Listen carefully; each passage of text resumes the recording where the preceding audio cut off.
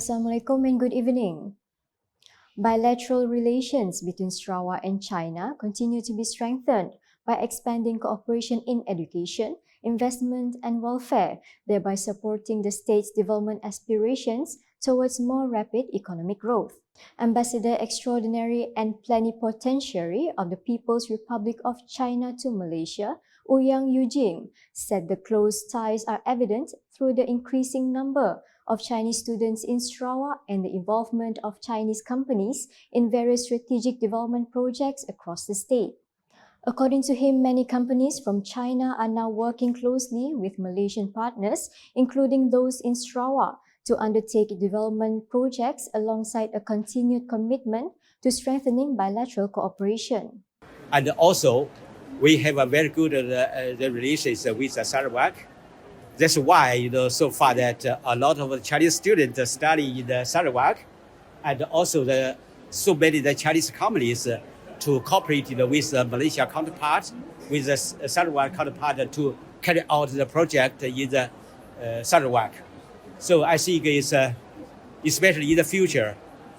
He told reporters after paying a courtesy call on Sarawak Premier Dato' Patinggi Tan Sri Dr. Abang Abdul Rahman Zohari Tun Dato' Abang Openg at the Sarawak Legislative Assembly Dun Complex on Tuesday. The courtesy visit also involved an exchange of views on new cooperation opportunities between Sarawak and China. He stated that the Malaysia-China relationship is currently at its most dynamic stage following a series of high-level visits, including the state visit of President Xi Jinping to Malaysia and 2 visits by Premier Lee Chiang this year. The Sustainable Resources and Waste Management Bill 2025 marks a significant step in advancing Sarawak's environmental sustainability, circular economy and energy transition agenda. Sarawak Deputy Premier Dato' Ahmad Douglas Uga Embas said the bill aims to establish a comprehensive legislative framework and a dedicated authority to regulate, coordinate and promote sustainable resource and waste management across the state. The enactment of this bill will confer upon Sarawak the authority to regulate sustainable resources and waste in an effective and efficient manner. This legislative measure reaffirms the state commitment to advancing its sustainability agenda, harnessing economic opportunity arising from the utilization of sustainable resources and waste, and strengthening the framework for longer-term environmental governance in Sarawak. He said this when tabling the bill at the 19th Sarawak Legislative Assembly sitting on Tuesday.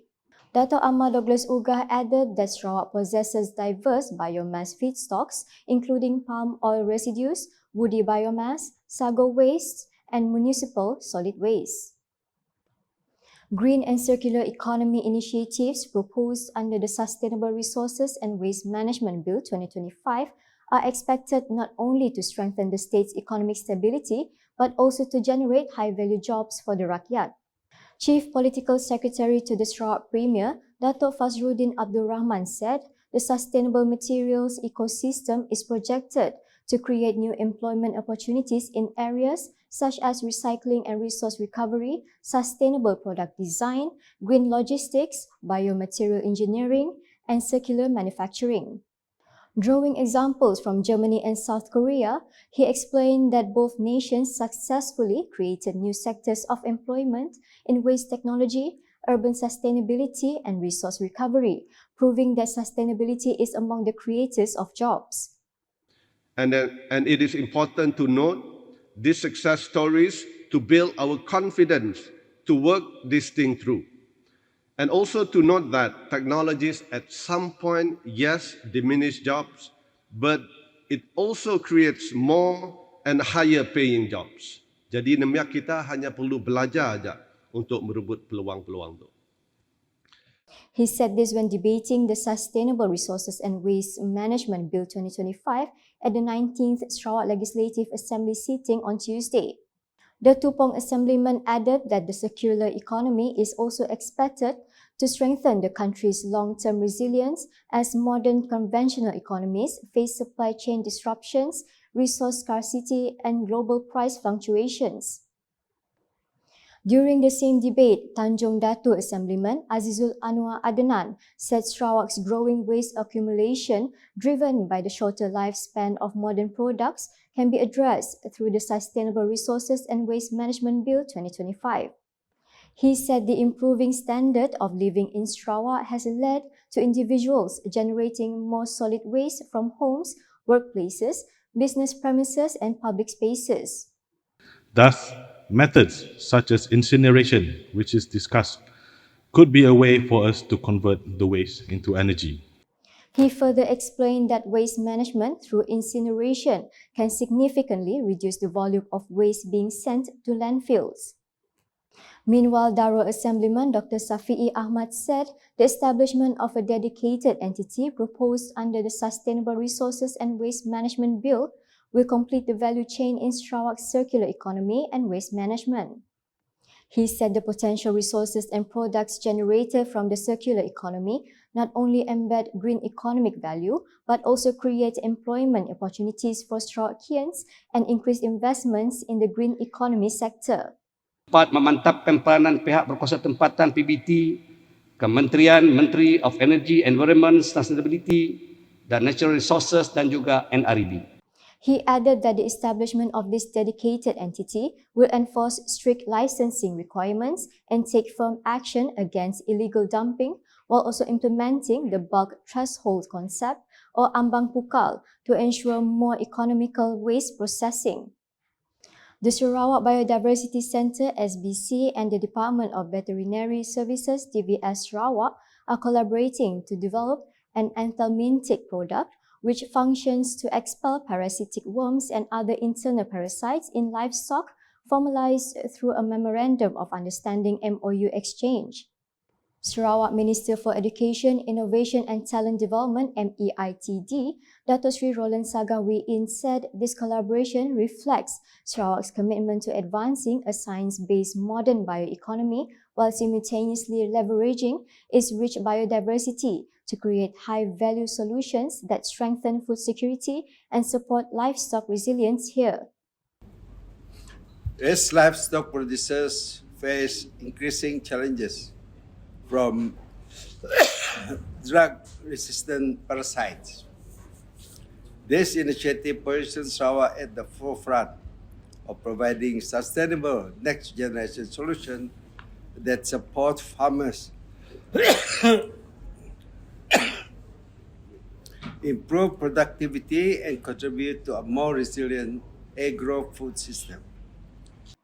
He was speaking at a press conference after witnessing the MOU exchange ceremony between SBC, represented by the Permanent Secretary of MEITD, Dato Adenajed, and DVS Sarawak, represented by its Director, Dato Dr. Adrian Susin Ambud, in Kuching on Tuesday. Elaborating further, Dato Sri Roland Saga explained that this research will involve the participation of the local community, specifically the Bidayu ethnic group, to supply the raw material, the sipudun plant, scientifically known as Picrea felterae. Meanwhile, Sarawak Minister for Food Industry, Commodity and Regional Development, Dato Sri Dr. Stephen Rundi Utom, explained that this plant, which can only be found in the Southeast Asian region, will pave the way for Sarawak to commercialize the final product if the study is successful, particularly to major livestock producing nations such as New Zealand.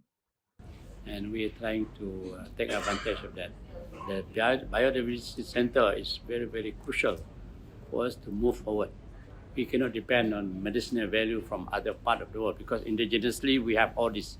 So we're trying to explore as much as possible how can we develop and patent it to Sarawak. The Sarawak government has successfully resolved 11 claims under the Malaysia Agreement 1963 MA63 through negotiations with the federal government thus far. Deputy Minister in Sarawak Premier's Department, Law MA63 and State Federal Relations, Dato Sharifah Hasidah Said Aman Ghazali said this achievement is the result of continuous negotiations between the state government and the federal government, conducted through official platforms, including the MA63 Implementation Action Council MTP MA63. Handing over of regulatory authority for liquor liquefied petroleum gas LPG to the Sarawak government through Petros. 2. Amendment to Article 1 Bracket 2 of the Federal Constitution, restoring Sarawak state equal state partners in the formation of Malaysia in line with MA 63. 3. Amendment to the interpretation of the term federation under Article 160 Bracket 2. 4. Amendment to Article 161A to provide full authority to the Sarawak government to define the term native more comprehensively and inclusively. 5. Empowerment for issuance of deep sea fishing licenses to Sarawak Marine Fisheries Department, Jabatan Perikanan Laut Sarawak, and Ministry of Food Industry Commodity and Regional Development, MFICORD. 6. Recognitions of the Sarawak Public Works Department, JKR, and the Department of Irrigation and Drainage, DID, as technical departments, allowing them to administer federal projects in Sarawak valued up to RM50 million. She was responding to Bukit Asir Assemblyman Joseph Chiang Jin Ek during a question and answer session at the 19th Sarawak Legislative Assembly sitting on Tuesday. However, she clarified that several key issues still require further negotiation between the state government and the federal government. 1. Proposal to increase the number of members of parliament from the state of Sabah and Sarawak in the House of Representatives. 2. Proposal to amend item 25A, tourism in list 1, federal list to concurrent list, the 9th schedule of the Federal Constitution. And that's the English edition with me, Didi Nursyafiqah. More news can be found in our official portal, ukasusrawak.gov.my, and social media platforms including Facebook and YouTube. We conclude the bulletin with a montage highlighting the second day of the 19th Sarawak Legislative Assembly sitting on Tuesday. #SaraFarmasi Rakyat. Have a good night.